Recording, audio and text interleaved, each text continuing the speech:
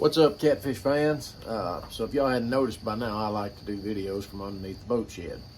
That's because when I'm not working, which lately has been rare, this is a place I like to hang out and mess with my boat and organize my tackle and whatever. Well, today I was out here putting the bimini top back on the boat, so when I do get back to where I can fish, my old bald head won't sunburn so bad, because that's a real issue, especially when you start getting up close to 40 and it's been burning for years, and you know, you got to try to keep some of that off of there. But anyway, I was out here putting the bimini top on my boat, and I got to thinking about an issue that I was wanting to get into, and I feel that we as anglers should maybe put a little more thought into this, and maybe even reach out to our local Game and Fish and try to come up with some better ways to resolve this issue. But back, I guess it was the later part of February,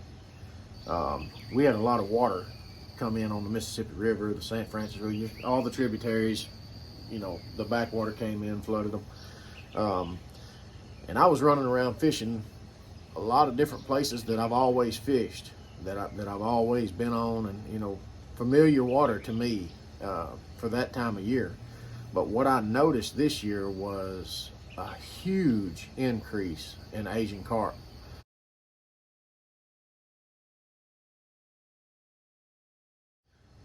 Now, I've noticed it over the last few years, a increase, but not like this. I mean, it was total insanity. Everywhere that I would run, just take this for instance, the last day I was on the river, the water was high, whatever. I covered about 8.5, maybe 9 miles of water, scanning. And what I was doing with the water being up so high, I was up in the channels and breaks and whatever, you know, I was just scanning where I knew catfish would be. Everywhere I went, slam packed with Asian carp. I couldn't find any bait fish hardly, and I couldn't find any catfish hardly, in places where I usually do great, have no trouble finding fish that time of year in those conditions. And that really got me to thinking. So I got to doing some research, and I realized how bad Asian carp are on spawning catfish and all fish. But the catfish and the bait fish, which is the two things I would focus on, they're terrible for them. They disrupt their nesting. They will tear their nest up.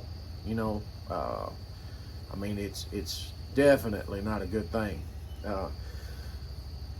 But with that, after reading that and then just thinking back on how much scanning I'd done over 2 or 3 days there back in February, and all I was able to find were these Asian carp, and I could never, I mean, I did get on some catfish, whatever, don't get me wrong. I'm not saying that was the end all. I didn't see a catfish on my sonar.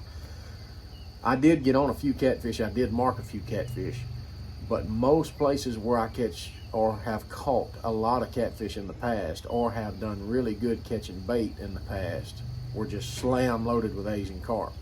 And when I would run up on those places that were slammed with Asian carp, the bait population and the catfish population were way down. I don't know if it's that many more, if I caught them on in a migratory situation or something where they were moving to different waters.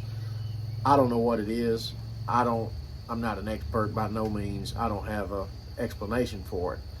But I did notice a giant uptick in the Asian carp population this year. I mean, it's insanity. And now, knowing how hard they are on your bait fish population and your catfish population, I just really feel like it's something that needs to be addressed.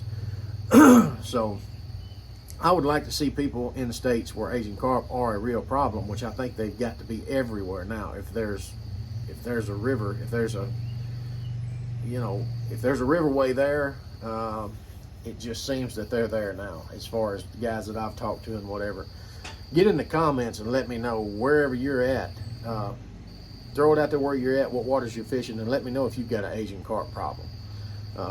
And I would like to see I would like to see us as anglers just get together and maybe reach out, like I said, to our local Game and Fish, DNR, whatever, and maybe try to get something going and get something done about that. I know I've heard people talking about they were going to do this, they were going to do that, but as much as I'm on the water, I've never seen anybody other than bow fishermen or something out there actually trying to do something about the carp population.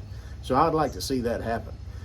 This one video may not make that happen, but it's got to help. And then if everybody else will kind of get their voice out there and make it be heard, like I said, contact your local Game and Fish office and just tell them, you know, maybe you haven't had that experience that I just had, but I've had that experience, and I know some other guys who have this year. So it's definitely a bigger problem than it's ever been.